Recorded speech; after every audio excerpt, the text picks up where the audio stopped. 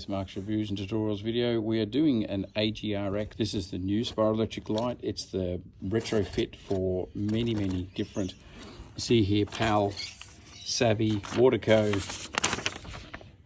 Aqua Delight, Autumn, Aquaquip, Astral, Lumiscape, lots of different types. But also these will retrofit the WN and the Atom pool lights. So I've got this laid out here. This is an Atom that I'm taking out, the smaller one from Spiral Electrics. It's being replaced with the new AGRX, supposedly brighter.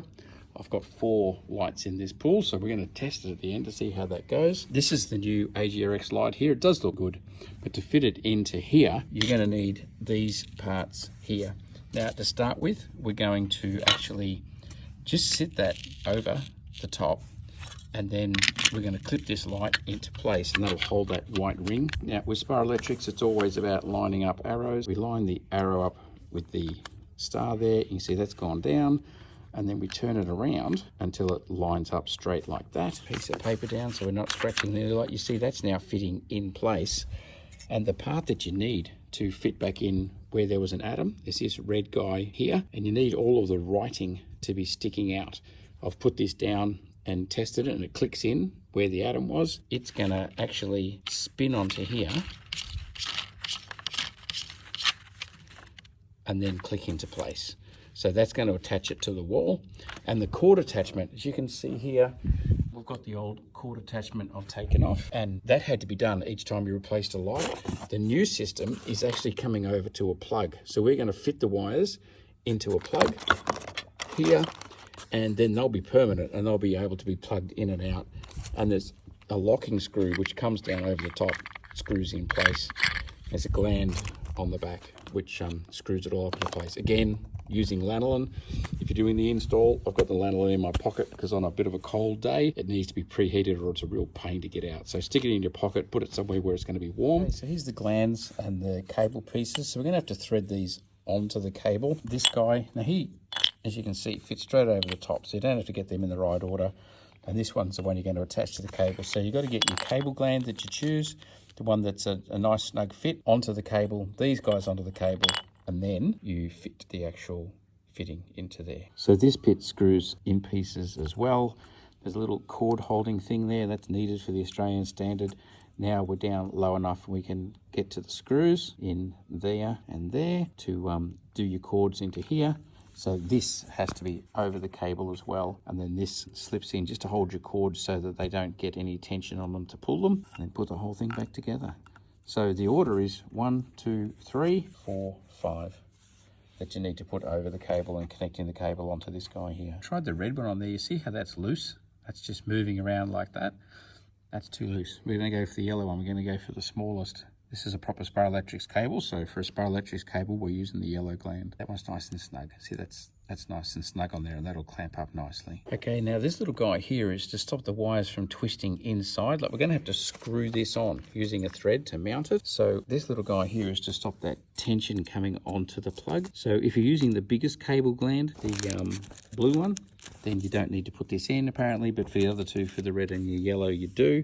So it's got these little tabs. So it needs to go in like that. And then when it locks into place, it goes into these slots.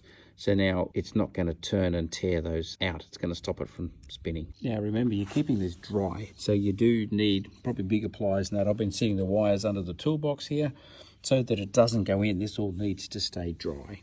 And certainly get it dry before you assemble it all. So now what we've got is these wires twisted under this twist relief cap. It's held in place. The wires are twisted under. So now we can start to put this plug back together, put the lanolin in, and put the gusset down. Next step is to screw this to this. Okay, the next step is then we squirt the lanolin in. There's probably a little bit too much there. You've got to leave room for the lanolin, but poke it down and get it into the fittings as much as you can. That's going to provide another waterproof layer to keep the water out. Then we're going to poke the gland in. You've got to make sure the gland is on the casing here, not down onto the wires. So you need to get it so that you're not pushing the gland down onto the strip wires because it'll leak there. So you can push that down a little bit or restrip the wires so that they're the right length. Get all that down, and then we're going to screw that nut onto the top. Okay, So now we've done that up nice and tight. You can see the gland in the back there. Now the benefit of this, guy, is that now that this is fitted, as long as they stick with the brand, with Spar Electrics, this is going to fit onto the next light and the next light. So the next generation of pool servicemen isn't going to have to muck around with glands and nuts and bolts. They're going to just be able to switch these straight across with a plug, as long as you stick with the same brand. Okay, so here we go. We're going to now plug that in. This cord is a little bit on the short side, which they always are, to be honest. That slides down. That slides down inside. We're going to do up that lock up there. And that is the assembled light. We'll put that down nice and tight, holding that plug in place. So there we go. Now we're going to lift this down. There is a clear clip-on lens goes over the top as well. We'll go down, we'll install him on. So that is now on. And as you can see, we've got the arrow to the top. So now we're going to line this up with the arrow. This clicks on the bottom first, and then where the arrow is here, this clicks on in place. We're going to click the clear lens on. Okay, so when it comes to clipping the clear lens on, you can see here you've got, well, probably you can't see, there's a straight bit there and a straight bit there, and then the main clip here goes in where it says top. There's the hole for that there. And you see that's where you actually tighten this up to. You come from here to here.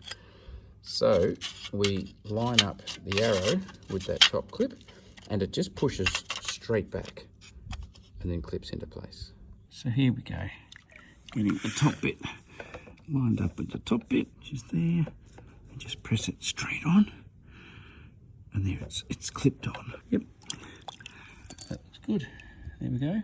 We're done. Okay, so here we go. We're able to run a direct comparison now. We've got the two brand new AGRX lights in, and these are Atom lights, and you can tell, well, I'm in bright sunlight.